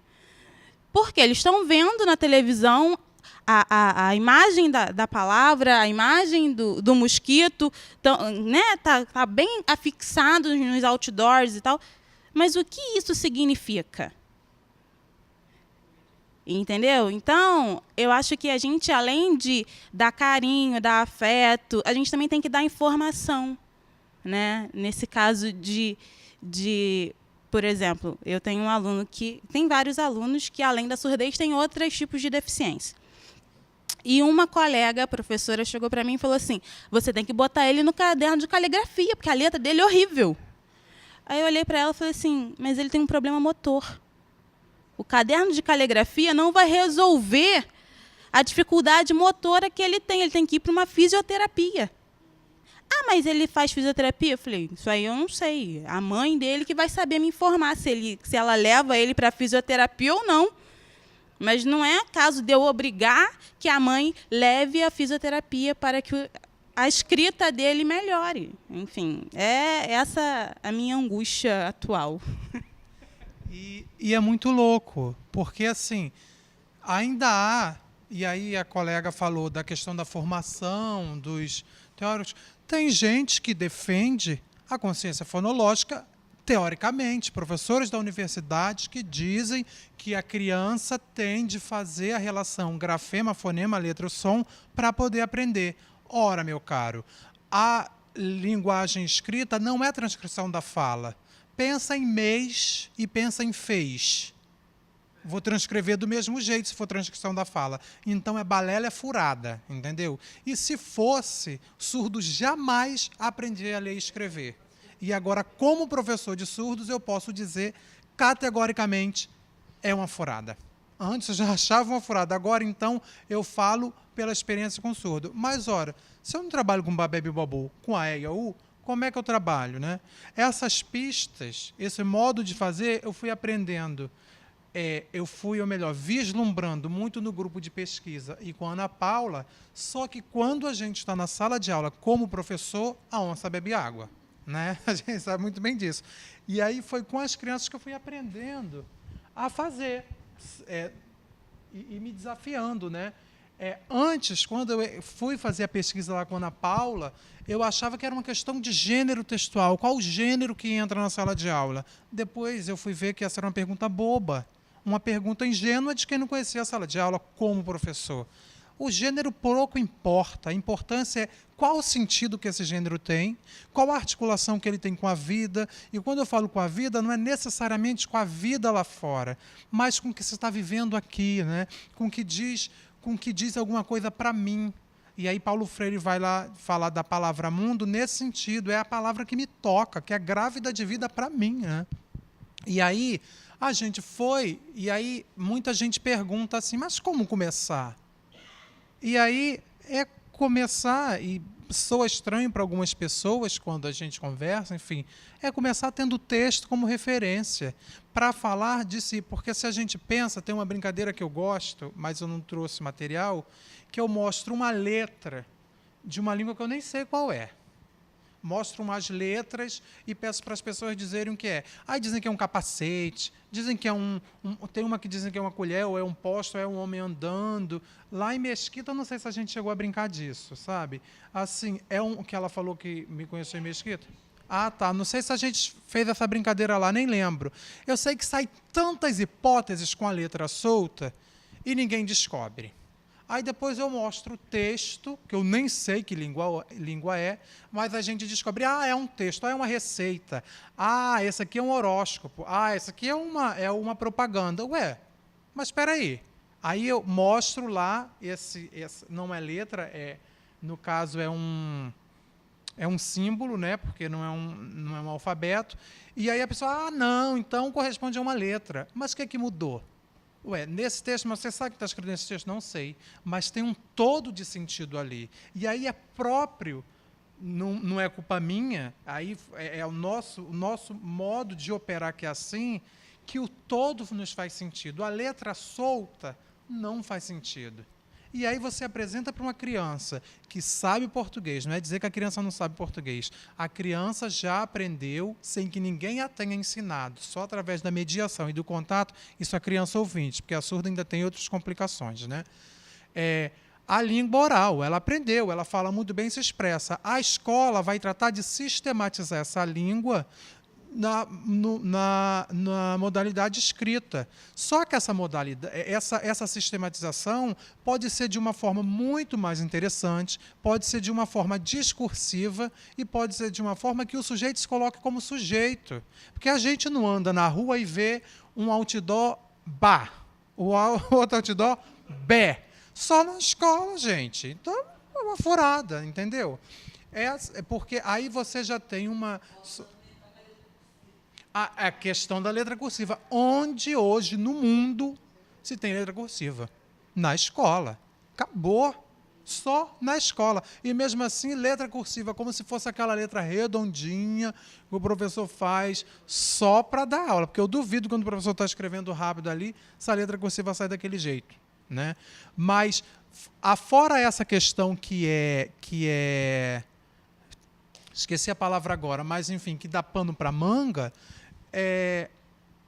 esse modo de trabalhar com a leitura e com a escrita, como aprendi com a Eduíges, professora, se aposentou, né? Que era professora aqui, mas faz parte do Grupo Alfa, dá pista falsa, pista fria para a criança. Porque, antes de tudo, a leitura e a escrita têm uma função social. Se eu destituo, esvazio a leitura e a escrita da função social, se transforma em outra coisa na escola.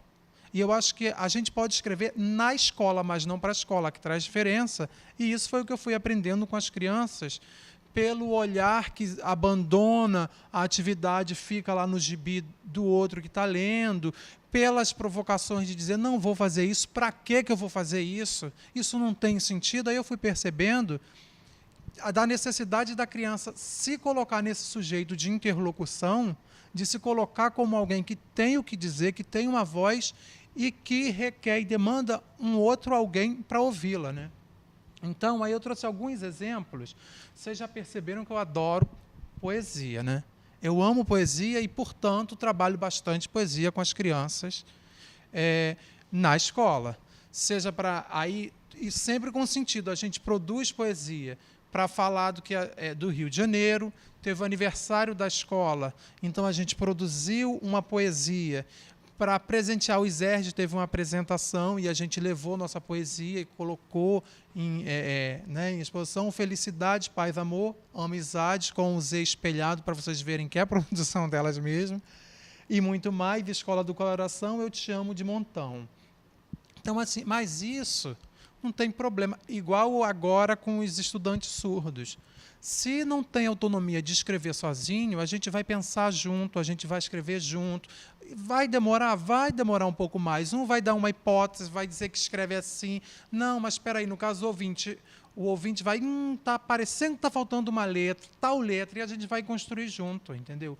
com o surdo, aí vamos construir em libras a sequência da narrativa e eu vou transcrever para o português se eles ainda não souberem português. Com a criança, se ela não souber ainda o português sozinha, escrito, a mesma coisa. Com a oralidade, a gente vai mediando e vai construindo uma sequência narrativa, que é uma coisa complexa também. O início, meio e fim, a questão da coesão, da coerência, que se constrói também na oralidade, e a gente, quando a gente para, aquele poema para ficar pronto demorou 2 dias de trabalho.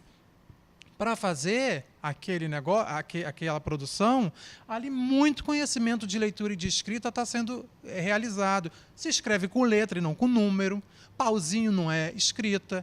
No português, se começa da esquerda para a direita, de baixo e vai descendo.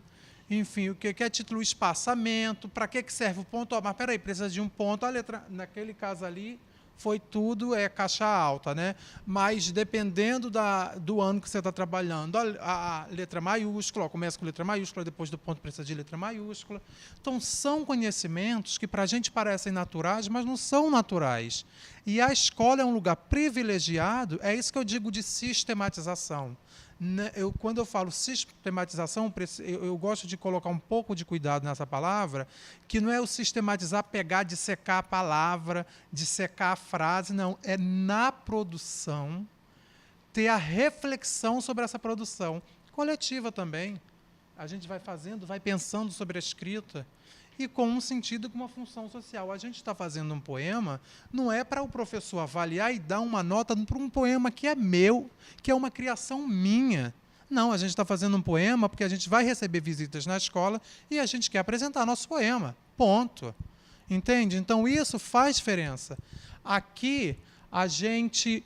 Aí, como a gente estava trabalhando muito com poesia, a gente descobriu que uma professora na escola era poetisa, e aí a gente trabalhou o gênero convite, porque a gente construiu um convite para mandar para a professora, não foi um convite para colar no caderno.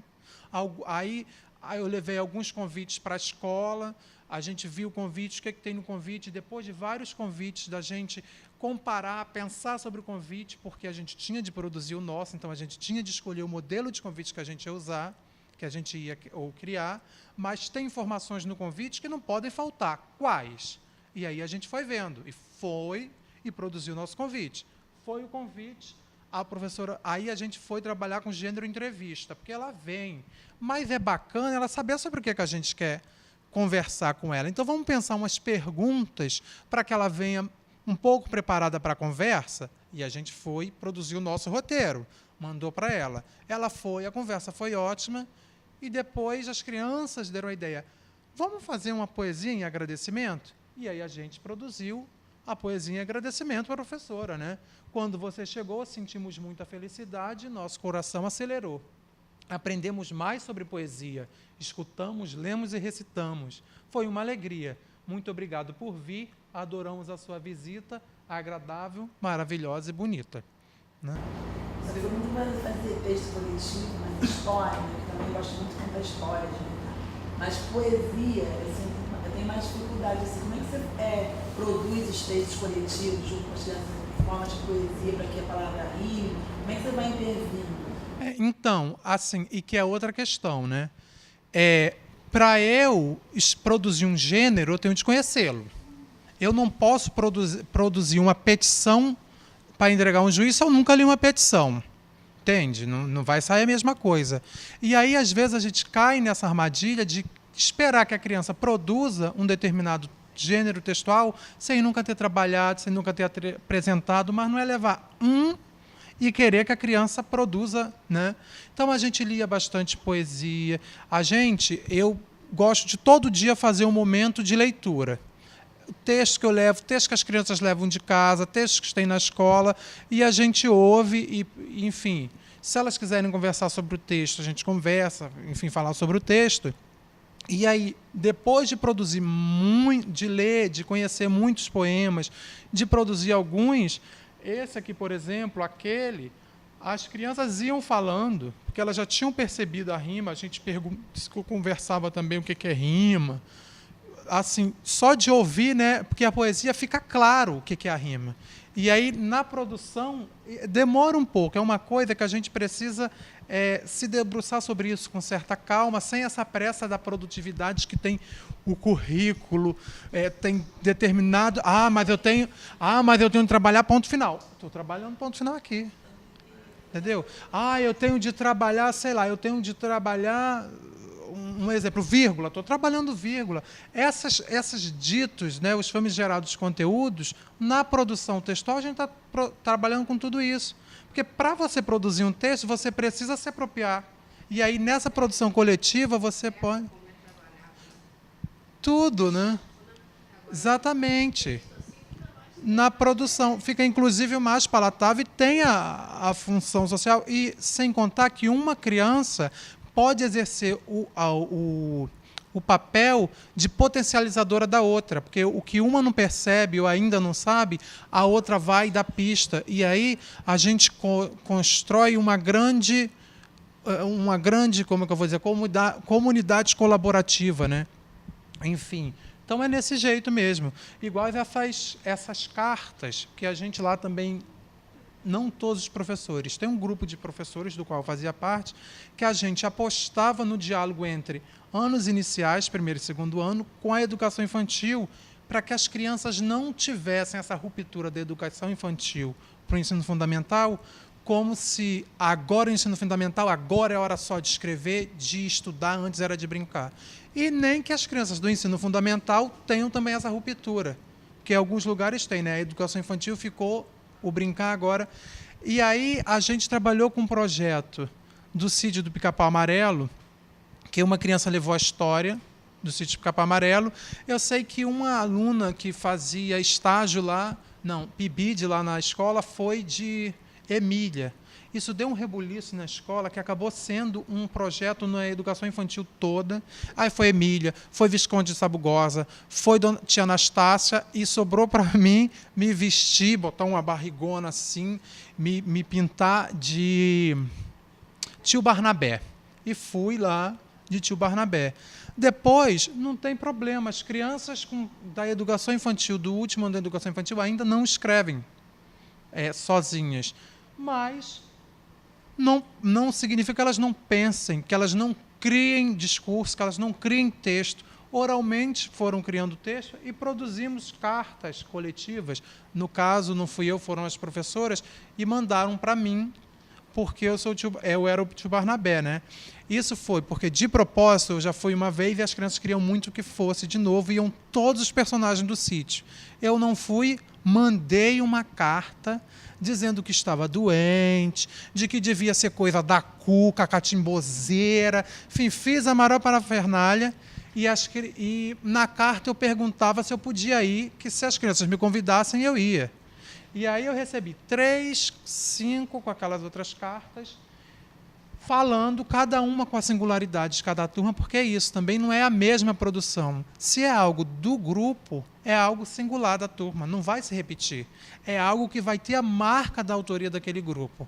E aí, como tem a função social, a carta só é carta, que hoje em dia a gente pode até falar do e-mail, mas a escola, a gente sabe que muitas escolas não têm essa facilidade para mandar e-mail. Então, a gente discute isso com as crianças também, que hoje em dia quase ninguém manda carta, é e-mail, mas a nossa escola não tem computador, não tem internet, então a gente vai mandar uma carta. A gente vai usar o pó do pirim-pim-pim e as crianças da educação infantil adoram, né? E aí, as cartas têm de ir, porque se elas não forem, não são cartas. E o tio Barnabé recebeu, e eu voltei na escola de tio Barnabé. Então, são situações de escrita, situações de produções coletivas que vão embasando o trabalho, né? Aqui, ainda tem tempo, Tereza? Tá, então vou ser bem rapidinho. Um dia, subindo para a escola, eu também recebia resistência, eu também era o professor maluquinho, mas não tem nenhum problema de ser, porque quando a gente se alimenta disso, a gente não sabe fazer outra coisa. Subindo para a sala...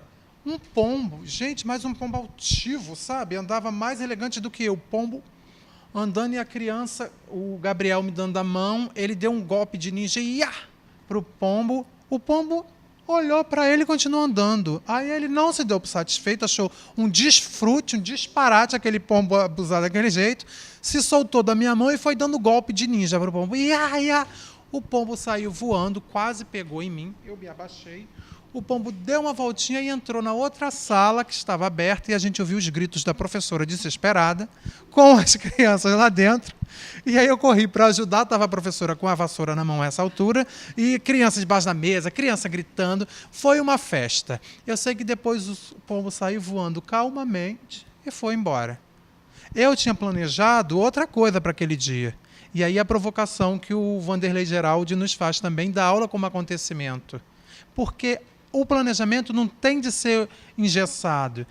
Isso ganhou tanta importância que aí a gente foi para a roda de conversa, recapitular o que tinha acontecido, e como tinham faltado algumas crianças, eu dei a ideia, e eles acharam ótimo, de nós relatarmos o acontecido com o pombo para a gente poder contar para os colegas, que era uma sexta-feira, porque até segunda a gente ia esquecer. E aí a gente fez, porque a gente também fazia isso, blocão de textos coletivos que aconteciam ali no cotidiano, sabe? Então, são formas, outras. Por que escrevemos, né? Escrevemos para dizer o que a gente pensa, para movimentar o pensamento, para se colocar como sujeito. Eu levava histórias, por exemplo, o mistério do coelho pensante, não sei se todo mundo conhece, da Clarice, que o coelho fugia, mas como é que o coelho foge? E aí as crianças desenhavam e escreviam, às vezes, porque também não é a história como pretexto sempre para uma atividade. Às vezes, ouvir história por ouvir é muito bom. E, às vezes, dá possibilidade, porque elas ficavam curiosas. Mas como fugiam? Ah, vocês querem saber? Não sei, então inventem aí. E, na roda, a gente lia para o outro, para compartilhar, para trocar como é que acontecia isso. E nisso também, e aí a atividade individual, atividade em dupla, atividade coletiva, conosco circulando para ajudar. E não é aquela coisa maluca também de que tem de estar tudo certinho. Até porque essas atividades nos ajudam a perceber o que é que as crianças sabem, já sabem, o que ainda não sabem, para poder também pensar estratégias para ajudá-las, né? Isso que me ensinou foram os textos da Tereza lá com a avaliação investigativa, né? Que vão nos dando pistas para perceber como a gente pode potencializar esses ainda não saberes das crianças, né? Enfim, perguntas que surgiam por causa de histórias de terror. Do que você tem medo, tio? Ah, eu vou escrever, mas vocês escrevem para mim o que tem medo e a gente vai para a roda? Então, assim, às vezes um acontecimento que dá uma ideia na hora também, outros que você já leva de casa, já planeja, outros, como o do pombo, que derrubam o seu planejamento e você, né, busca, enfim. E muitas, como o tempo está curto, são muitas. E aí o político entra também nessa questão de se colocar como sujeito, mas na questão também de não escamotear os acontecimentos e as necessidades. A gente recebeu a Carmen Sanches, né, nos deu um urso assim, de presente, a gente guardou na escola, teve recesso de julho, quando a gente voltou da sala de aula, o urso sumiu, roubaram o nosso urso. E fui discutir nas rodas com as crianças, sim, de 6 anos, sim, que foi um roubo que aconteceu, que é um absurdo, que a gente não tinha como deixar as coisas na sala de aula. E aí, era na época dos protestos de 2013, né, de junho, isso foi em julho, estava tudo... Aí uma criança falou, por que a gente não protesta? Falei, vamos protestar. E aí a gente fez vários cartazes de protesto, saímos andando pela escola, fomos nas salas, fomos na direção, entregamos uma carta coletiva para a diretora falando do absurdo, e ela se comprometeu a nos dar um urso novo, que a gente não aceitou, que a gente queria a segurança na escola, as crianças dizendo, para não sumir mais nada da gente, entendeu? Porque outro urso não ia ser o urso que a gente ganhou, que tinha 43 anos o urso. A gente já tinha discutido que urso de brinquedo não tem registro, mas eles queriam dar um nome para o urso e queriam fazer o registro do urso. A gente fez e o urso sumiu. Entendeu? Isso, a mesma coisa com os surdos. Lá na escola, teve um problema na sala dos professores. A primeira coisa, quem se ferra primeiro são os alunos, os professores logo em seguida, né? E os professores ficaram... E aí ficaram sem a sala de informática. A gente fez um texto coletivo, que essa semana a gente vai entregar na mão da direção, dizendo que a gente quer a sala de informática, e se não tiver sala de informática, a gente vai para a sala dos professores usar os computadores de lá. O que é isso? Aí eu lavo minhas mãos, porque foi a ideia da turma, a culpa não é minha. Eu também não vou dizer, não, isso não pode. Pode. A gente está discutindo que o sujeito tem voz e eu vou dizer que não pode. O que a diretora vai fazer? Aí é com ela, entendeu? Aí eu digo para ela, olha, a gente conversou, eu primeiro explico. Então, gente, é isso. E apostando que a ajuda potencializa. Um ajuda o outro, né? A gente ajuda, a gente é ajudado, e eu acho que a partilha... Eu não sei como é que está o tempo, estou preocupado. Então pronto. Terminar dizendo assim, agradecendo, dizendo que eu estou ouvindo os trovões. Eu estou ouvindo os trovões, mas a ajuda, para mim, não é problema. Para mim, a ajuda é constitutiva do aprender a ensinar. Tanto entre as crianças se ajudam. Isso, eu ia colocar fotos da minha prática com os surdos, mas como eu tenho autorização da escola, mas ainda não fiz roda de conversa para ter autorização dos alunos, eu não trouxe. Porque se eu tiver autorização do adulto, da escola, mas não tiver da criança, do aluno, eu não coloco. Porque se a gente aquilo, até que a nossa prática seja igual à nossa fala, se a gente prega que o sujeito é sujeito de direito, é sujeito ativo, e a gente, na hora, nessas horas de partilhar, de mostrar, a gente desconsidera isso, então é furada, entende? E se eu defendo lá, se eu leio o Vygotsky, falo da zona de desenvolvimento proximal, falo que um potencializa o outro, como que quando uma criança ajuda a outra, eu vou dizer que não pode? Pode. A gente aprende na mediação, na vida, com tudo na vida. Por que que na escola tem de ser diferente? Né? Claro que eu não estou dizendo que não pode, que é pecado ter atividade individual. Não, não é. Inclusive, tem o seu momento, a sua importância, que é para me ajudar a perceber o que eu ainda preciso ajudar aquela criança. Mas que a ajuda também precisa fazer parte, porque nos momentos de ajuda, as crianças podem se potencializar. Até porque nós, professores, às vezes, não falamos a língua das crianças. E aí, eu vou falar rapidinho uma outra pipoca, que eu estava explicando, falando da proposta, e aí o Lucas pergunta, tio, eu não entendi, fala de novo? Aí eu perguntei, qual parte você não entendeu? E ele me responde, tudo. E eu fiquei assustadíssimo, gente, mas tudo? Aí ele, tudo. Eu falei, tá bom, vou falar. Ele falou, mas fala na nossa língua, tá? Eu fiquei estarrecido, mas é assim. E são as marcas que as colegas tinham falado. Eu falei da minha experiência de ter vergonha de ser da favela, de ter vergonha de ser filho de pais nordestinos, e aprendi o jogo da escola de que usar as palavras difíceis, falar de um jeito que o outro não entenda, me colocava em um lugar que escondia as minhas marcas. E, sem querer, isso estava na minha fala e ia para a sala de aula. E as crianças me apontavam isso, né? Mas, enfim, gente, eu vou terminando por aqui, vou agradecer a presença de todos, e quem puder esperar, tem 2 livros para sortear. Eu não sei se tem lista, como é que é. Nós é que temos que agradecer, né? Acho que foi uma excelente conversa. Estamos começando o ano assim de um modo muito, muito bom, né? Acho que todo mundo que veio hoje aqui está saindo com a sensação, eu estou falando por mim, mas um pouco pelo que eu estou olhando das expressões, de que vale a pena voltar, de que foi um bom convite convidar o Tiago. Acho que o Tiago traz muitas questões interessantes, traz uma prática muito bonita, traz um lugar muito verdadeiro de ser professor, né? Acho que nós vamos nos identificando.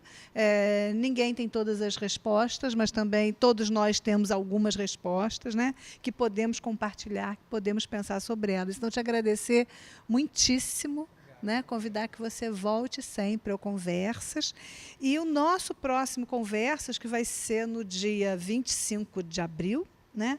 Vai ser com a professora Nívia Andrade, que é professora daqui da Faculdade de Educação. E o tema vai ser Escrevendo as Histórias de Vida, a potência da escrita das histórias locais, tá? Para a gente dar sequência à nossa conversa. Então, muito obrigada a todas e todos, muito obrigada mais uma vez ao Tiago, e até a próxima conversa.